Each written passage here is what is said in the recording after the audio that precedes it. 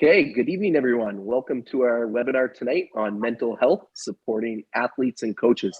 My name is Jason Reindl, and I am the head coach of the University of Saskatchewan Huskies track and field cross-country teams, as well as the head coach for this summer's World U20 team in Cali, Colombia. Joining me tonight are three amazing individuals, Dr. Heather Wheeler, Kate Van Buskirk, and Mavis Dzaka. I'll pause for a minute and let them do some self-introductions, starting with Dr. Wheeler. Great. Dr. Wheeler. Thanks, Jason. So I am a clinical psychologist who was hired for the high performance team at AC as the mental health lead in late 2020. I work in various places, but also at the Canadian Sport Institute of Ontario, has worked with athletes for many years. I was a national team athlete. You can guess which one if you want, many, many years ago, but not in athletics, and look forward to tonight. Thanks. Awesome. If we go to Kate next. Sorry, you'd think after 2 years of Zoom calls, I'd have this figured out. Hi, everyone. My name is Kate Van Buskirk. I am a current athlete with Athletics Canada, focusing on the mid distances. I am a Tokyo 2020 Olympian. It's still fun to be able to say that for the first time. I competed in the 5,000 meters there. I am also nearing the end of my term, but still currently the female athlete director on the board of Athletics Canada, and really grateful for the opportunity to be here with you all tonight and looking forward to the conversation. So thanks for having me. Awesome. Thank you. And Mavis. Hi, I'm Mavis Dzaka. I reside in Saskatoon, Saskatchewan. I coach with the Saskatoon Track and Field Club mostly in the summers since 2001. And with the University of Saskatchewan Huskies, and I've been coaching with them since 2011. Yes, and I'm glad to be here and provide some insight into this great topic. Awesome. Thank you all very much for those introductions. I'll give an early thank you to all of you for your contributions tonight. I know this topic is really going to be important and impactful for our coaches and attendees. So just a few quick introductions, and then we're going to get things rolling. So sport and competition have the ability to greatly influence a person's well-being. And normally participation in sport is associated with protecting and preventing mental health. But the pressures associated with competitive sport can have negative effects and have a significant influence on a person's well-being. Athletes and coaches experience depression, anxiety, eating disorders, and burnout in a variety of ways. I know for myself, I can speak on this last year being extremely hard on myself as a coach, and we will kind of talk about things in that realm tonight. So Dr. Wheeler, Mavis, and Kate and I are here to share our insights into mental health in sport for all participants. And you are all muted, so don't worry about us hearing you tonight or anything like that. Dr. Wheeler is going to give a presentation, and then we'll have about 15 minutes then we'll go answer some questions for 10 to 15 minutes, and then end off with another 10 to 15 minutes of questions that come in. Okay, so for our fellow coaches, you know this is the way things work. We're going to roll with the punches, and we're going to keep on going here. So we will keep things flowing just from a time perspective. So we have our three presenters here today in Dr. Heather Wheeler, Kate Van Buskirk, and Mavis Dzaka. So if you have questions, please put them in the Q&A box, and we're going to keep on rolling. So Dr. Wheeler, I'll pass it over to you to share your screen and start our formal presentation part. And you are still muted too. I knew that. I did know that. All right, let me just get going here, sharing the screen.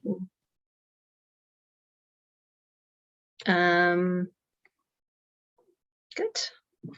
Please let me know. Somebody give me the thumbs up. We're good to see. There we go. Looks good. Okay, so let's just jump right in here. I want to make sure I can move the slides. Mental health is hopefully not just a wave, but certainly definitely has waved right into our mindsets in the last couple of years, especially with COVID, for athletes in particular. And so I don't have to probably remind you of some of the names of our athletes and others who have been courageous enough to share their stories in the news, in the media from Tokyo and beyond.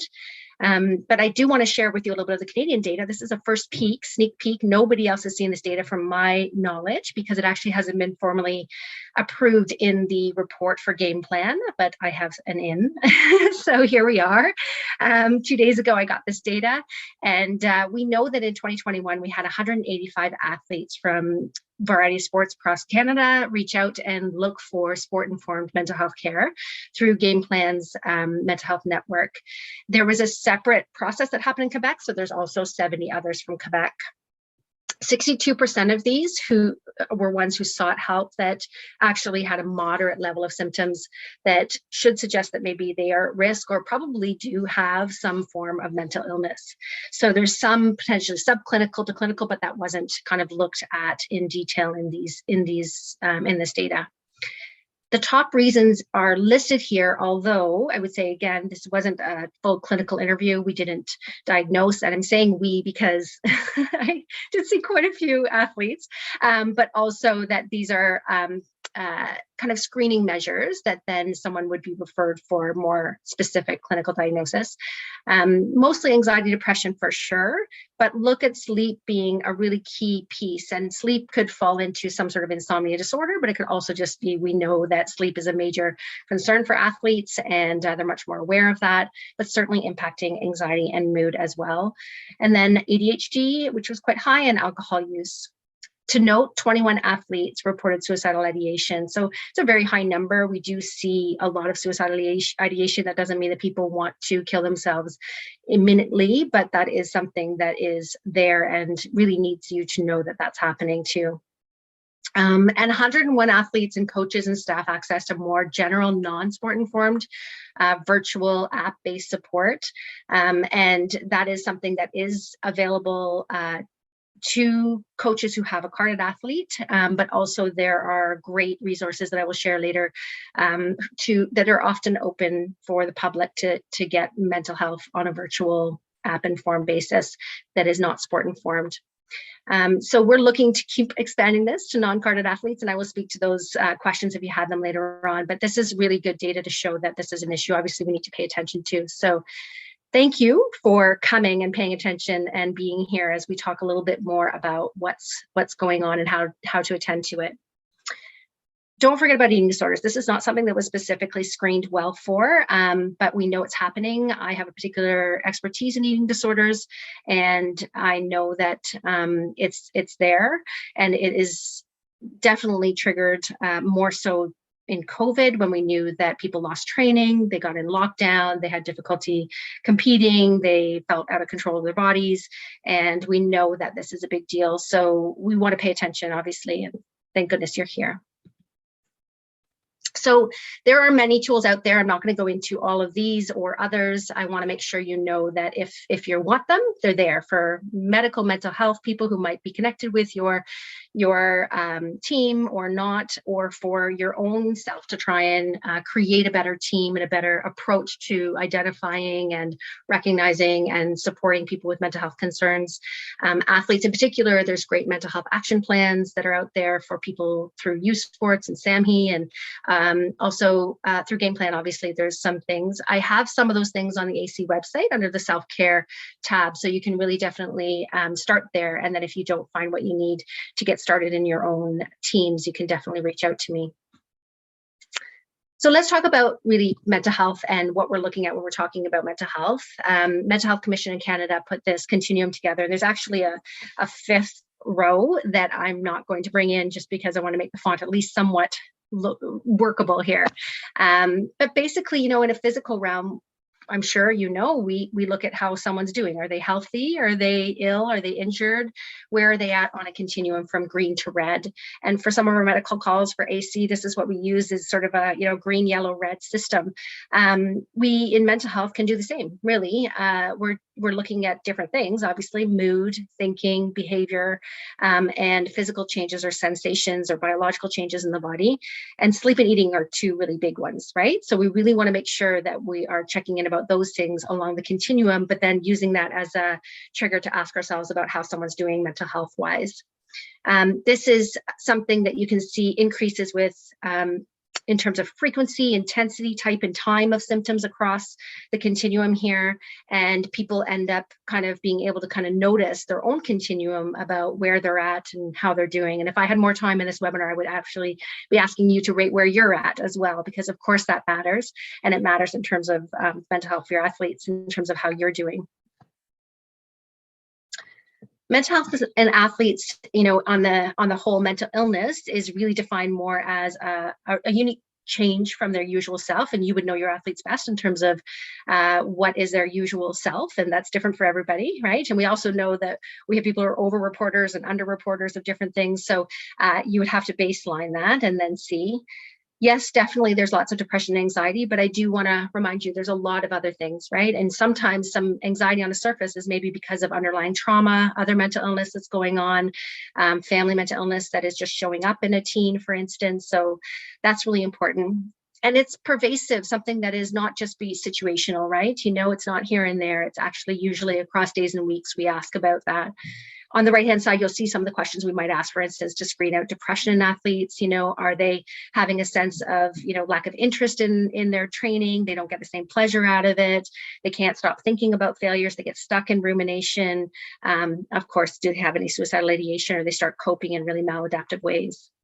But I want to point out that when we are looking at mental illness in athletes, we really do want to remember that a lot of them tend to avoid disclosing mental illness because of stigma, because of this kind of long-standing, right, you know, association, unfortunately, between mental illness and weakness.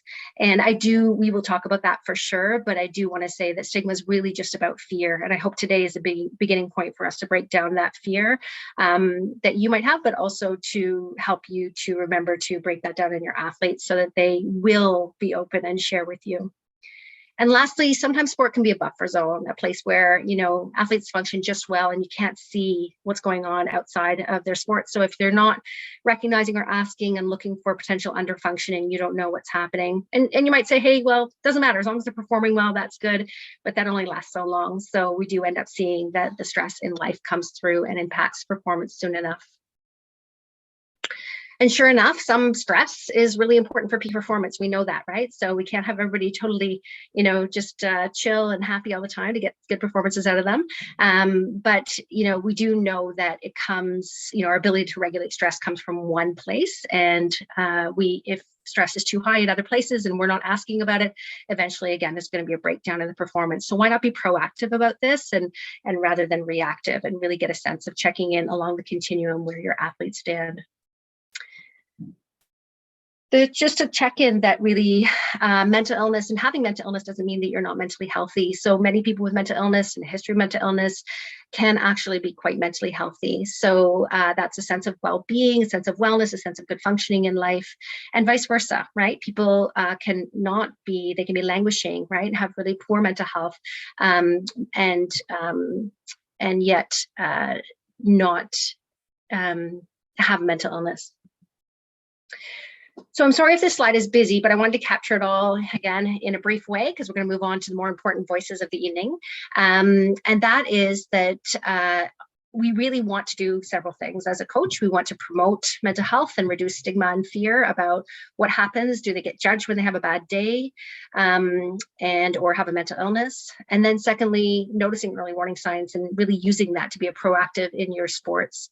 Responding and referring on appropriately, not fixing everything, and then also being able to follow up afterwards.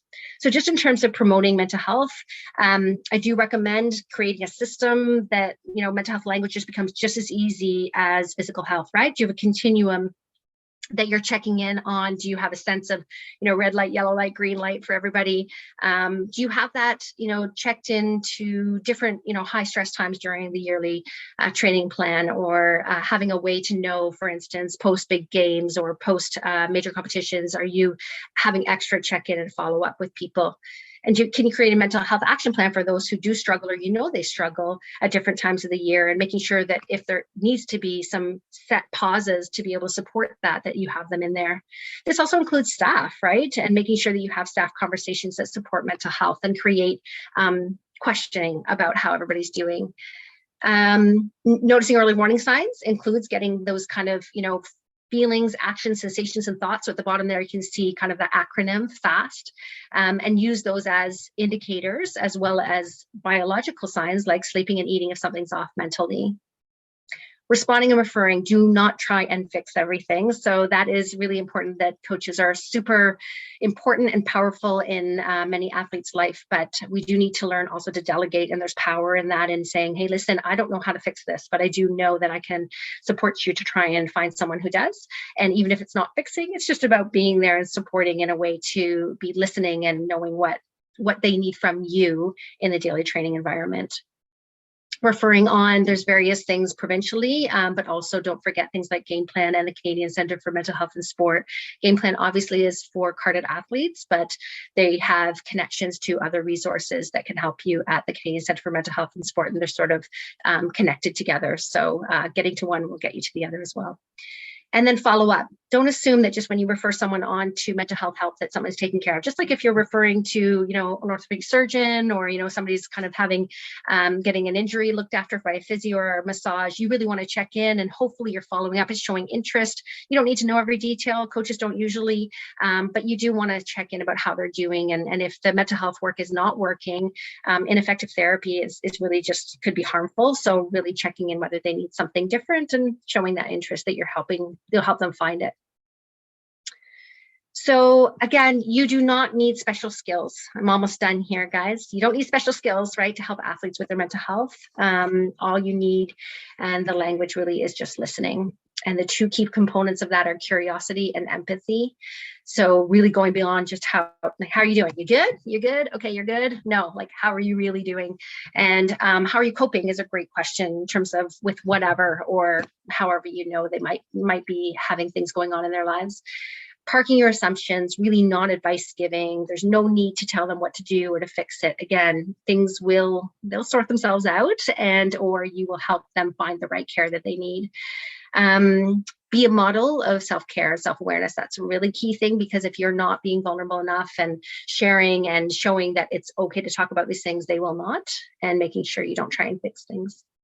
I just put this link to the NCAA Coach Assistant here as one example of many courses that are out there, and the Game Plan and CCMHS are also putting things out for coaches all over the place in terms of teaching about mental health as well. So keep on top of that.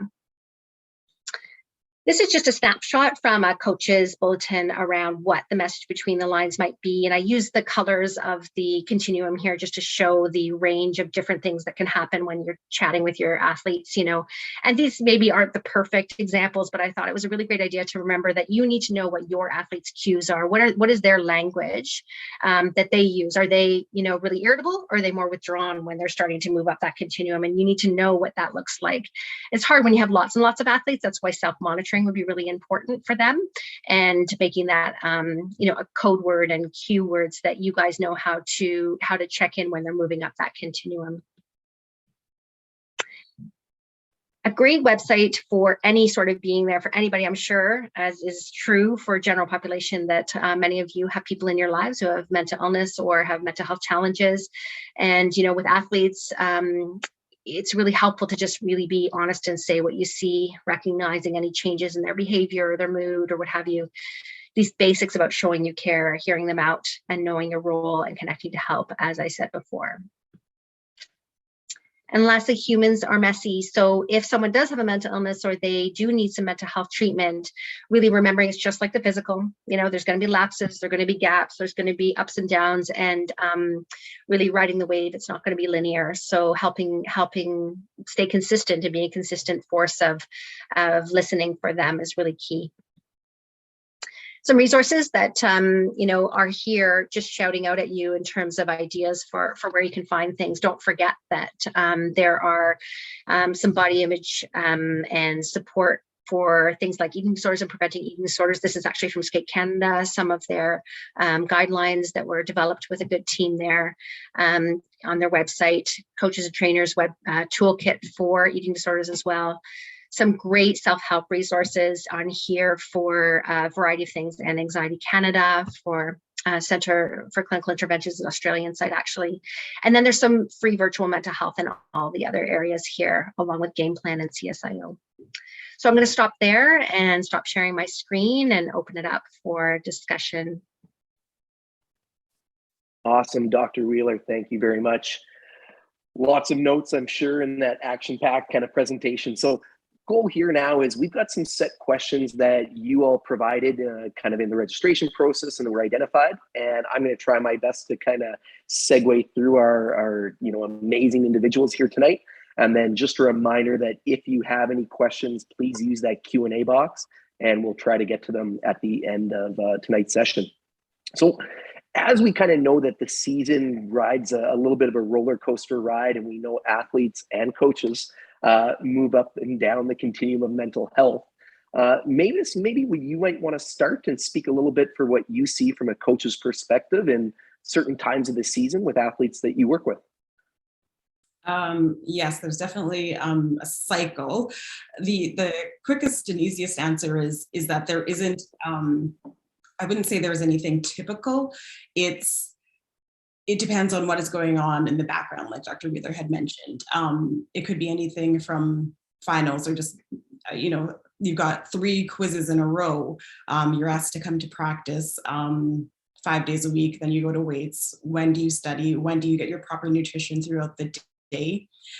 So it's obviously heightened when there's higher competition, like more intense competitions. But unfortunately, I wouldn't say that that you can map it on that yearly training plan. Gotcha. Kate, maybe if I throw it over to you from an athlete's perspective, last year qualification for Tokyo, lots of question marks around COVID and everything. Any thoughts from your perspective around that? Yeah, thanks for that. I mean, I think that this is such an interesting time to be having this conversation because, of course, I think that many of the issues that were presented in Heather's slides there, thank you for that, Heather, it was amazing, it sort of precede the pandemic, and then we throw the last 2 years on top of that. And certainly from, I think every level, I'm going to speak from the high performance perspective, but I'm pretty plugged into the club level, the collegiate level, the university system, and the high school all the way down. I think there's been a similar set of challenges faced there. Certainly last year was just absolutely wild. I went from, not competing for a year and a half to all of a sudden leaving on April 12th of last year. And I ended up being gone for 4 months because I couldn't get back into the country. I still hadn't qualified for the Olympics when I left, and just sort of bounced around the world essentially until Tokyo and came home after that. So it was a unique set of challenges, certainly. But I would say that in general, I've been a national team athlete for half my life, for 17 years. And things have changed a lot during that time. But I would say that personally, I found that, maybe I should just speak quickly to the fact that I've struggled with anxiety and depression myself. I've struggled with body image and disordered eating patterns at various points in my athletic career. And then also, sort of more typical performance anxiety around races and training. And I found that the times that I struggled the most were the most stressful periods in my athletic season. So, in really close timelines, let's say the last sort of 4 weeks or so leading up to a major competition. And then the flip side of that was the down season. And I think I bring that point up because I think it's important to keep this in mind with many athletes who I was really fortunate that I actually had competitions last year and I had the means to travel to the States and to Europe where there were competitive opportunities. And I think that a lot of our, Canadian counterparts who were here in the country didn't have those competitive outlets. And so in some ways, I think that the down season can actually be an undervalued or an underappreciated time of some mental health issues as well. So in terms of sort of the cycle or the seasons or the YTP, I would say that those two ends of the spectrum were the periods where I experienced the most struggle personally. And I've heard that from my colleagues as well. Interesting. Thank you for that.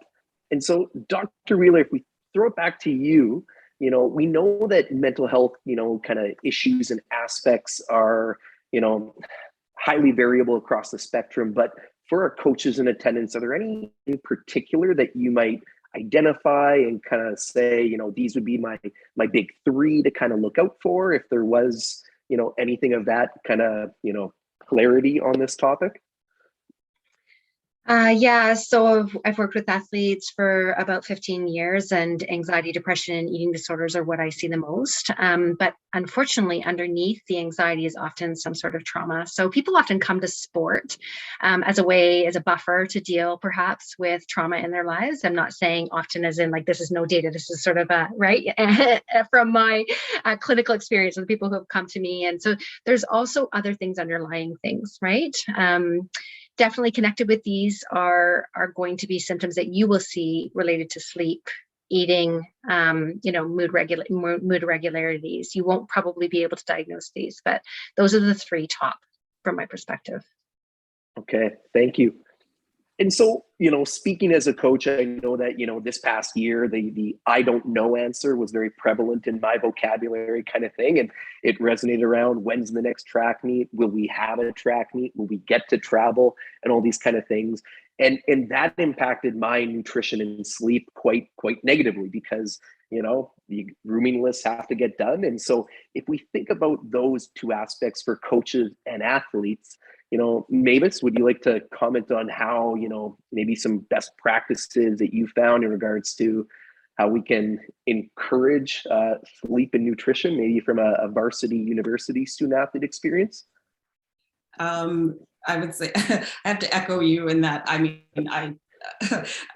Jason and I, he's the head coach of the program that I'm involved with at the University of Saskatchewan, and so I've seen him work diligently throughout this year and have to deal with all those things. From my perspective as well, sleep and nutrition, I would say, are very important on the coaching side. I think because if you are not taking care of yourself, how can you be there to check in on your athletes? How can you be the best coach that you can be on that day that you're at the track? Some of the things that I've myself have tried to employ is just sticking to a schedule, having the foods with me throughout the day. Quite a few years ago, I think it was in 2016, I saw a nutritionist because I was just having lots of headaches, there was fatigue, lots of stomach aches, and just by changing just a few little things, energy went up, the stomach aches went away, I had more energy, and then I was able to be a better coach. So I think it's the same thing with athletes. They typically will know in the university area, so they will typically know their schedules ahead of time. They'll know when their classes are, when they can sneak in a snack. Sometimes it's hard because we found that a lot of people don't like to eat like a big breakfast. So they might be going quite a few hours before they're having their first meal. And then you can't really have a refrigerated meal. So then that kind of limits what they can do. So it's planning ahead. So on that Saturday or Sunday when you go grocery shopping, it's planning and even making those meals ahead of time, sticking them in your fridge and grabbing it before you go. Key, and I'm bad for this, is not having your phone with you in your bedroom is huge. And I don't think that people realize how much sleep can affect their mood. And that's me speaking from personal experience as well. Yeah, definitely on the phone side of things. And then I'll say numero uno kind of thing on the problem on that side. So Kate, you touched on some international travel. So thinking about sleep and nutrition and your kind of mental health heading into races where you need to be in kind of peak performance state across all areas. How have you developed the skills and abilities to kind of keep on top of those areas? Well, it's certainly an ongoing effort. I think we're never done sort of learning that. Yeah, I think that these points are, I'm really glad we're touching on them because they're things that are probably two of the biggest pillars that I undervalued in the course of my career. And I should say here that just to sort of contextualize this, I am taking a what I call a concerted effort or a concerted decision to step back from competitive running for a short time. So I'm taking a break this summer. I'm not going to be racing at all over the next couple of months. My goal is not to make any national teams this summer for the first time in about 17 years. So that feels a little odd. I am planning to come back into elite competitive running in the future, but I coming off of last year and the demands physically, mentally, and emotionally, I just realized that my body and mind really needed a break. So what's interesting about that is I've now had a couple of months where I haven't been involved in high performance training, again, for the first time in my teenage or adult life. And what I've realized is that I'm more rested on a regular basis because I don't have the physical demands of training. And I'm also, I would say, eating more intuitively because I'm not just eating to fuel myself for my sport. And my energy levels are so much higher. And I would say that I feel on a regular basis like I have a much better sense of empowerment and control over my mental health. And so what that has, I guess the takeaway from that for me is that athletes, high performance athletes, and I use that term broadly because that could mean that you're trying to qualify for offset. That could mean that you're trying to make your competition squad in university. It can mean a lot of different things. If you're trying to achieve at the highest level, you're placing your body and mind under enormous stress. And I think we end up normalizing that, and we're very adaptive creatures as humans. So we become quite used to operating in sort of a constantly depleted state, for better or for worse. But I think that what it's reinforced for me is that nutrition and sleep are two of the biggest indicators of longevity of health in sport and also of overall well-being. And so I've learned to say this more comfortably, but the best thing you can do for your running or your throwing or your jumping, whatever it is actually not to train more, it's to sleep more. And it's the hardest thing to do. I think a coach of mine early on really instilled this in me, which is that rest is not separate from training. It is an absolutely crucial part of training. And as soon as you can start reinforcing that, if you're a coach, reinforce that with your athletes, doing that extra rep in the weight room or running that extra 5K in the week just to hit your weekly mileage target is not going to help you if you're depleted. So, and then, the nutrition piece is complex and it's very individual, but making sure that you have really good resources to help plan the periodization if you are going through sort of weight change cycles or body composition cycles, making sure that's very intentional and guided by a scientific person that you trust. I worked really closely with Trent Stellingworth throughout my career to make sure that if I was going to try to achieve a certain body composition leading into competition, it was for a very, very short period of time. And then we would immediately work on putting weight back on, increasing caloric intake, all of those things for, 11 months of the year. That's a long-winded answer, but I can't speak highly enough about the value of sleep and nutrition for, again, not only performance, but the longevity of your well-being. No, I think that's completely accurate. And one of my kind of personal coaching litmus kind of tests for myself is the ability to nap. When I am truly in a good mental health state, and I'm currently in California on a training camp here with a few athletes, I've been able to nap for the first time in nearly a year. And for me, that is such a, it just shows how, I'm going to say, the fog is gone out of my brain. And Mavis could say, every season at the end of the university season, I am an emotional wreck. And it happens every year, and sleep gets deprived, stress goes up. I know it's a short-term thing, but then it's like, as soon as I can kind of flip the switch, and I can get into that, more regular cycle in terms of, not as stressed, more regular eating, sleeping, and a nap here and there, right? And that's just my kind of personal side of things. So. And Jason, sorry, if I could jump in, just I know we want to move on, but quickly, in terms of kind of like a practical way of managing this too, is that I think that for all of us, again, no matter what level you're competing at, the people in your life want to support you and they understand that what you're trying to do is exceptional. So what I've found is that sometimes just advocating for yourself and telling your professor, your boss, your partner, whoever it might be, I'm going to need to pack snacks for this class because this class is a 2.5-hour lecture and I'm going to need to eat during it. Or, I need to build rest periods in. I think if you can advocate for those things for yourself, most of the people in your life will be very understanding and supportive of that. Heather. Can I jump in? Yeah, thank you. I love this discussion, of course, and I don't want to take us off track, but I do want to say that from a mental health perspective, I have to help a lot of athletes get the courage to ask coaches for those things. And I do want to remind you that, again, given some of the probably the subculture that's just there, or just the fact that they have the personality type that is perfectionistic, high achieving, etc., that it is very hard for them to ask for those things. So if you offer the opportunity for mental health check-ins, then it prevents all of that, right? And instead of getting to the point of overtraining, depletion, they get to the biggest competition of their year and they crash. We want to do that proactively and actually be asking the right questions. So please do that.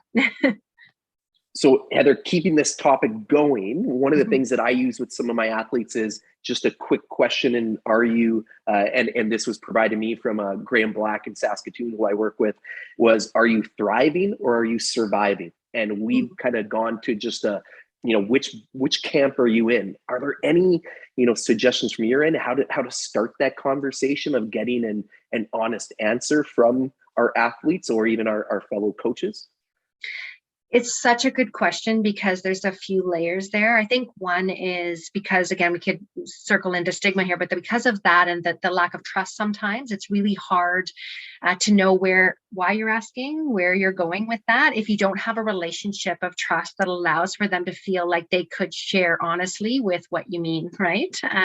So the words, asking, are you thriving or surviving? Great, right? Is it a red, yellow, green? Do you want to walk in? I work with Swimming Canada as well. Do you want to walk in and put an emoji on the board to say what you're feeling? So, because we know everybody's impacting each other, right? And all the drama that's going on behind the scenes, at least, well, I know, but let's share it, right? And let's make sure that we've got it out on the deck. So I think these kinds of things can be really helpful for a team culture and also for a coach-athlete relationship, is to come up with words that work best for that particular athlete and coach. It doesn't have to be across the board.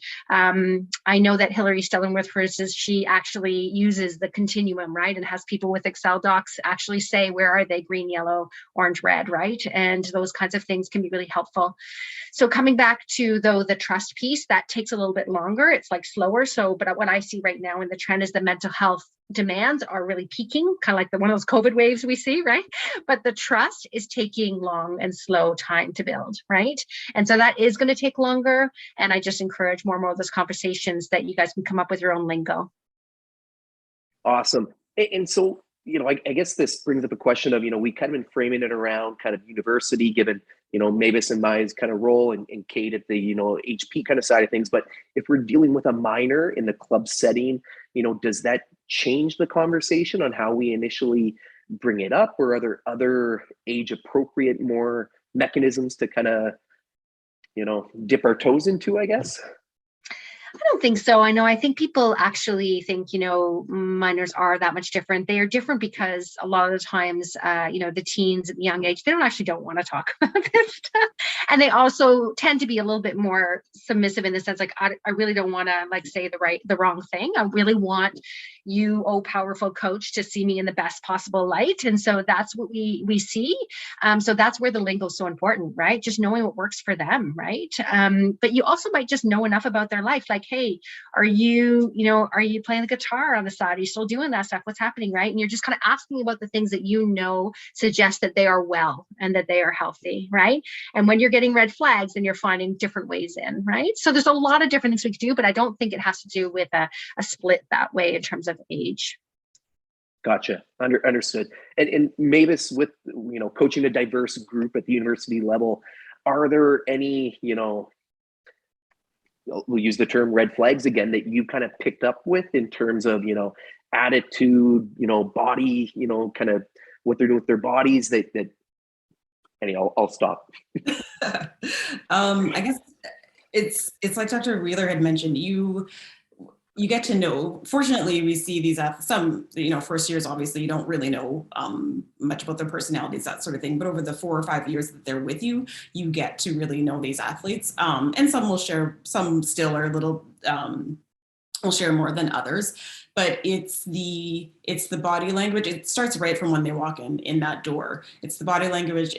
Are they connecting with their teammates the way that they usually would? You're taking a look kind of at the exam schedule. So they just might be tired because they stayed up late all night. And is it a one-time thing, or are you noticing this over a few days? It's taking a look at injuries, because injuries might not just be because I don't know, it could be, they were doing hurdle flexibility and they tripped over hurdle, or it's an overuse injury, and why are they getting that overuse injury? So it's taking a look at injuries as well.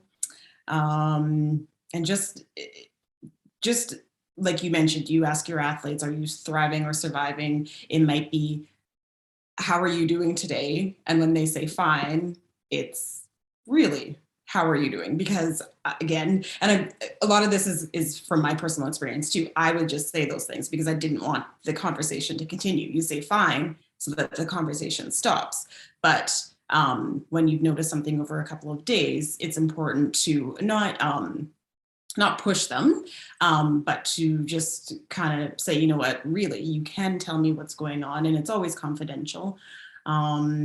But yeah, I would say the biggest things are just looking at their mood over a few days, looking at how their workouts are going. If they're really sluggish, ask them what's going on. It could be just that they're tired from that exam that they just did 2 hours before they came into practice, or there's something more going on. And it's having those continuous conversations with them.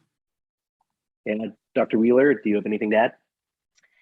I was just going to say about the issue about confidentiality, right? And maybe that's something we were mentioning with the minor. I just want to mention, I absolutely do believe that they need a safe place to be able to come. And coaches, though, can't be expected to hold secrets about everything, including, and especially when there's any concerns around safety. So there has to be enough of an understanding, and perhaps on a team level, or perhaps when you're starting the year, you're doing onboarding, you're reminding people, of course, in any safety situation, whatever else, I'm required, especially with a minor, right, to kind of make sure you're reaching out to the right places and resources. And I think, though, the other thing that's really important is that the idea of confidentiality is that they won't be kind of judged from that information, right? That's not going to be something that's going to be gone and taken and displayed anywhere per se, but that confidentiality is used as a way of helping, not of keeping everything quiet and aside and making sure that we don't get you the help you need. Yeah, no, great point. And speaking as a head coach of a rather large university team, the number of conversations that come through my office on a near daily basis can vary from, academic misconduct to just relationship problems with their significant other to, employment stress coming up for the spring, summer, and understanding that some of those are very, trust across the board. And while others, if it, starts to impact, safety, well-being, and other things, that's the reminder I always give them is, full stop. I am just a coach. I'm not a mental health consultant or anything like that. So do we need to kind of bring in our support personnel? And usually that's when they can go, you know what, yeah, we do. And that to me is the biggest, kind of uplifting moments when we are together making those, big steps towards positive, situations. And so Kate, I think you want to jump in there? I do. Thank you. And I'll be brief. I know that we're going to be moving into sort of the team culture aspect in a second here. And I think this kind of bridges that gap, which is that one thing I would say from an athlete perspective is that I was so fortunate. I continue to be very fortunate to have coaches throughout my career that have been incredibly supportive in the right ways. But I think that what that means for me is that they've been, I love that concept that was presented earlier around the combination of curiosity and empathy, because I think that's a brilliant way of framing this as a support person, whether that be a coach or just a concerned adult or teammate or whatever, right? But empowering your athletes to be able to identify these things for themselves and then talk about them. So from the outset, day one, your first team meeting, mental health is on par with physical performance. And in fact, they're inextricably linked. So not separating those, but presenting it right from day one as this is a combined effort towards one goal, right? Which is your success as a person and then an athlete. And I love that sort of red, green, yellow concept too with the continuum, because one of the things that I have done throughout my career is just writing in my training log on a daily basis, either a smiley face, a frowny face, or a neutral face. Mm-hmm. And then that, it's a really simplistic concept, but that gives me a snapshot. If I go back and look over the last 2 weeks, they've all been frowny faces, or 5 days out of 7 have been frowns. there's something else going on. And then that empowers me as an athlete to communicate to my coaching staff, I need to reduce our intensity this week, or I need a couple extra days off. We talk about mental health breaks in the workplace. Let's empower our athletes to ask for mental health breaks in their training as well. I think that's bang on. And, when I talk to first years coming into the program, we don't talk numbers. We let them kind of do that, but it's academic success, physical, mental health, because if they don't have those two things down, then, they're not going to be athletically successful. And it really is that, let's start in the classroom, because as, a post-secondary institution, they're student athletes, but then really it's tying in that, you need to be happy, you need to be healthy, because if you're not, you're probably going to drop out of school or not be academically successful and all those kind of things. And getting them to really buy into that is such a, springboarding effect, that the ones that really commit to it and go, yeah, if I'm, healthy, big term there, I'm going to be a better student and I'm going to be a better athlete. And that's when, we're able to achieve amazing things. And so if we keep this going here on the thought of like, how can we create this culture? Dr. Wheeler, you talked about Athletics Canada, your role there, some of what your peers are doing and anything, but like, are there best practices on that, culture of, we'll say, trust and, kind of openness that you can suggest? I think it's really interesting because I think, as I said earlier, the best practice is make sure you do have some sort of awareness and protocol for attending to these things, whether it's, making sure you do have people that to refer to, you have people that you can, have a support personnel, as you said, but also you have individualized, if you can, action plans for those who for sure, have mental health concerns, or when they come up, you have a protocol for us sort of attending to those things. And certainly for emergency situations, right? So we have for concussion, we have for emergency physical things. Why would we not have an emergency action plan for mental health? And I know that Game Plan's trying to work on something to try and roll out with NSOs and PSOs and try and support that. I've also been working on one with Athletics Canada, but I think the camp and the comp mental health planning has to be just as important, right, as all the other pieces of the puzzle for planning. So that's really it. I would say in terms of best practices, it's really just what we've been talking about. Curiosity and empathy. Those are the two best practices. Curiosity and empathy. Yeah. I love it. And that's the thing, as I still call myself a younger coach. I used to think everything was so complex. And ultimately, the more I coach, the more I'm in this game. It's like, it's simple, it's be a human being, be honest, be empathetic, and that, kind of starts everything off on the right foot. Well said. Thank you. Yeah. Mavis, if we kind of shifted it to that, stigma and shame around mental health and the perception around that, do you want to, kind of speak to that? Yeah, it's still something that sometimes it's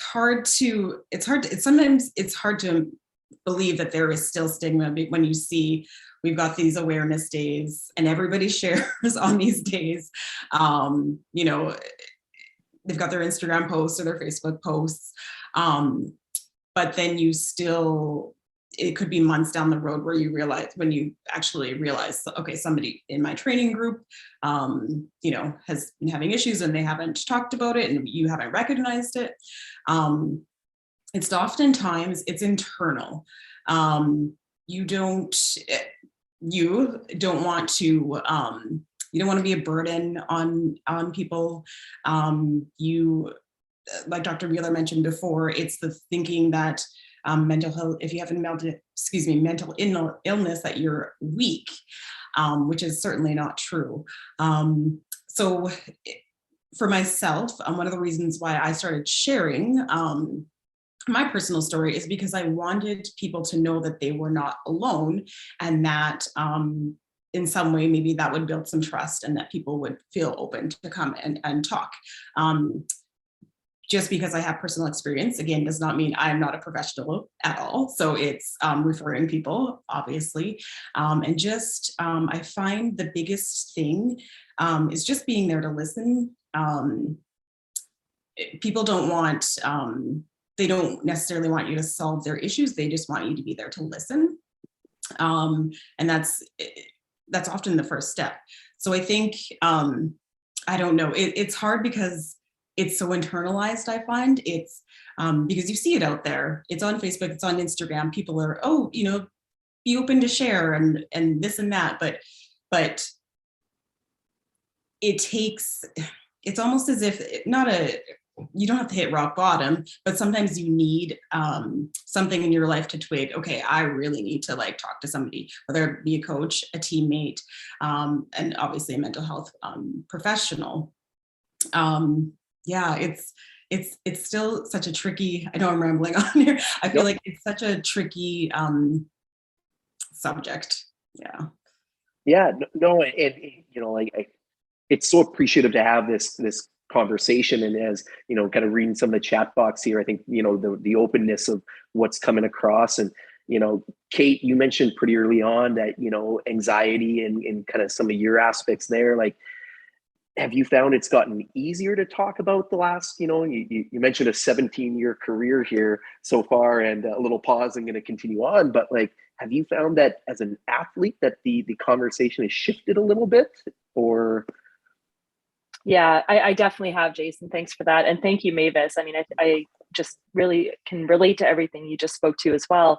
It certainly has gotten easier in lots of ways, and I credit you know, so many things. I think that there's been concerted efforts from sort of the top level. I'm so glad that Dr. Wheeler is now part of our team at Athletics Canada. For a long time, I think in especially the high performance level, you know, the emphasis around mental health was around performance. And that's certainly a very important thing. It's something I've benefited from significantly.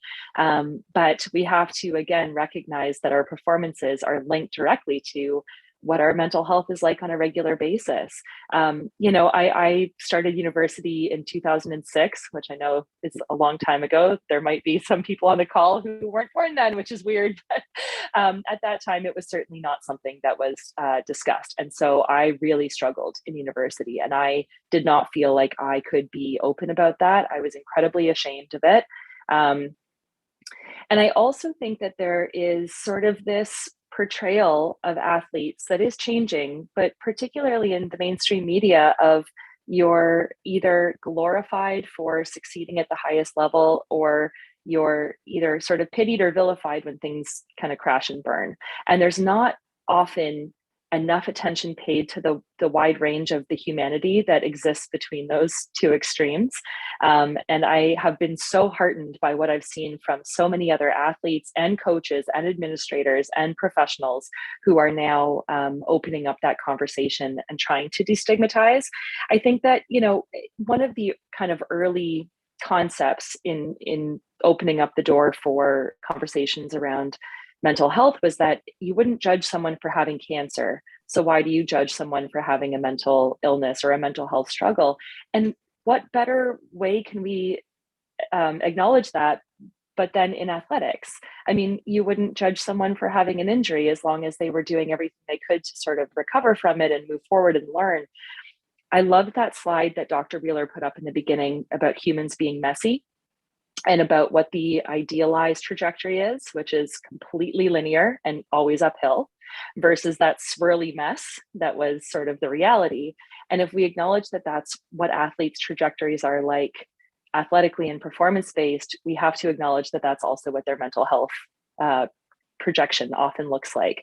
So I commend all of the different factions of our athletic community that are working to destigmatize and to normalize and to educate and understand. The one takeaway for athletes, I would say, is that please use social media in an intentional and self-preserving way, because I have really found a lot of community through social media, and I have worked hard to portray myself in more vulnerable and honest ways, and that's been reciprocated from other athletes. I've gained a lot of strength from them. But social media is also can be really fake, right? So what you see is not always real. When you see these perfect lives, that's not the reality. So just be cautious. The way you are intentional about your community building, be cautious around your social media building as well. That's a great point. And, you know, I think about some social media kind of aspects, and the head coach of the Chargers, blanking on his name, but he said, coming off the Super Bowl victory, that his lifestyle was not conducive for the long term. And and I think he's 33 years old, and at the pinnacle of NFL kind of football. And even he said that this isn't doable for the long term. And I think about myself and this past year, and I don't want to say rock bottom occurred over the season, but I'm a huge fan of the Ted Lasso show. And when you probably seeing where I'm going with this, like, he runs out, just takes off down the field and kind of breaks down. And I can say, like, I've told everyone this year, that's me. I had that problem. I had that kind of thing, and I needed to kind of take a step back. And that was a morning of Netflix and just kind of relaxing and shutting off the computer kind of thing. But we all have our unique ways to kind of recharge our own batteries. So we do have, okay, I'll give it to Dr. Wheeler here first, and then we'll kind of get to our final closing questions here. I don't mean to have the last word, but I just want to mention about, the question that comes to mind when you mention that is asking your athletes and asking yourself, what do I need? Right. And I don't think we do that well enough, right? That's a very, very basic question. What do you need? Not in terms of what you need from me, like I'm going to fix it all, but what do you need? What do I need is something that we don't do enough of. So just wanted to say that. And I'm glad, Jason, you took what you needed. Yeah. Yeah. Mavis. Yeah, I echo that. Something that I learned from my psychologist many years ago when I first started seeing her is sometimes with the negative thoughts, it's like, okay, are these things true? Is there evidence for it? And just kind of looking to see how you can and remedy if these thoughts are true. How do you remedy them?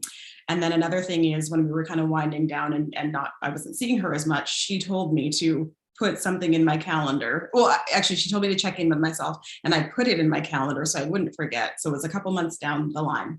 And I'm so glad I did that, because it was that reminder that I needed something, and it came at the right time. It just popped up. And so I wrote down, what do I need?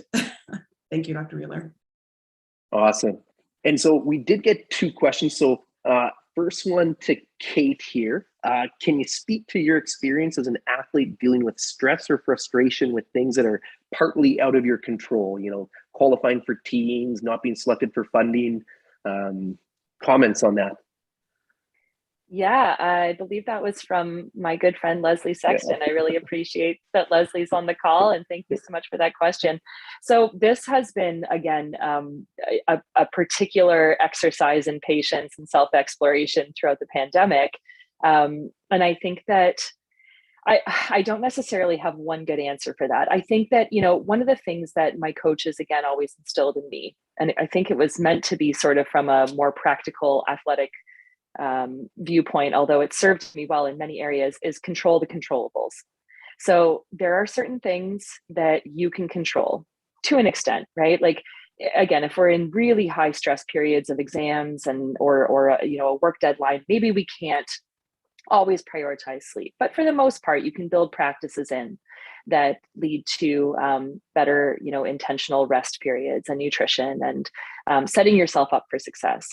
But then when you step on a start line, you can only control what you do in that race. When you step into the shot put circle, you can only control what you do in that moment. You can't control anyone else. So acknowledging that and being intentional about reflecting on that, and maybe writing it down or having a conversation with your coach or a supportive, friend about what it means to, what are the things that are in my control and what are the things that are out of my control. We're entitled to feel how we feel about things that are out of our control. We're allowed to be mad about them, frustrated, disappointed. But when we can say, I did everything I could to do the best I can in this situation, and I'm going to continue doing that with the things that I can control for myself. Again, I think that leads to a sense of self-empowerment, and it probably will lead to more productive outcomes. This is my reality. I did what I could to get here. Maybe it's not where I want to be, but what can I do to move forward? And it sounds simple. It's one of the hardest things to do. But then again, relying on your support networks and having other people remind you of that sometimes. My coaches have been really good at that. You did everything you could in that race. That person was just better than you on that day. I know that, karting is a little murky and other things like that, but I think advocating for yourself and being able to say at the end of the day, I did what I could, I controlled the controllables, and I need to have some ability to let go of the things I couldn't control. Excellent, point up there. I think the big thing, we continue to say is like, we can't control others. And if you can just say, you did the best that you did, then hey, keep your head held high. And so totally. And sorry, one last thing I'll say is that just everyone on this call, whatever you went through over the last 2 years, you are so much stronger and more resilient because of it. So I know it's been really hard, but trust that you are so much stronger because of the last 2 years. So really trust in your abilities, because they've been stretched in enormous ways. And I know that we've all, struggled a lot, but through struggle comes a whole new skill set and toolkit. So believe in yourself with that. Awesome. And so we did get one other question here. The question was, how can coaches adapt practices to accommodate athletes with a quote unquote mental injury? Mavis, Dr. Wheeler, any thoughts there from practitioner or coach? I guess it's the same as with, I would say it's the same as with a physical injury. So it's having, sometimes we'll have a plan A, B, or C. It's moderating. I guess it kind of depends. It would really have to depend on what it is. If it's anxiety for a test that's coming up, it might be, okay, you're only doing a warm up today and then you can go home and study. Or it could be, honestly, with this season being stretched the way it was, and there was more competitions in a way because we had little mini meets, and then there was a travel meet where we actually we told one of our athletes to go home because she needed to just have a break from the track. She needed to refocus on herself. And so it really depends on the athlete, and it would depend on the mental illness, I would say. I haven't had too many where you have to really adjust the workout. So I feel like that wasn't very helpful. Dr. Wheeler might have something else to add to that. No, I think it's perfect, Mavis, right? Really. I think the issue is that we're dealing with individuals. Humans are messy. We have individual needs. And if you're just listening and you're finding out what that person needs, again, whether they need to stay home from a travel, they have to come home between travel, they can't stay away, whatever it is, right? It's individual. So I really appreciate your comments. Awesome. And so we do want to be respectful of everyone's time. We are over our limit. And while great conversations are occurring, this is something that we could go for hours and hours for. But in closing, a big thank you to our panelists today. Speaking as kind of the moderator of today's session, I know I learned a lot. I know I benefited from this. But the big thing kind of going away is remember that we are all part of kind of a community. And so don't be afraid to send that email. Don't be afraid to pick up that phone and talk to a fellow coach, to get in touch. Kate just dropped her email in the chat box. Same thing, I know and her Twitter handle and everything. So again, speaking as a coach, I did a chat with a coach just a few days ago. And it's like, don't be afraid to kind of reach out and just open the conversation line. So, there's Mavis's also. Mine's just my name. You can just type that in. Dr. Wheeler, I'm assuming maybe Athletics Canada's website can be found. And I believe a copy of this presentation will make itself online. And so you'll be able to see Dr. Wheeler's slides. So without further ado, and there we go. We got Dr. Wheeler's email. And just for the chat box purposes, there's mine. I just screwed that up, but anyhow, find me Twitter, Instagram. Other than that, thank you all for joining us tonight. Kyle's got it, and all the best. Thanks. Thank you, everybody.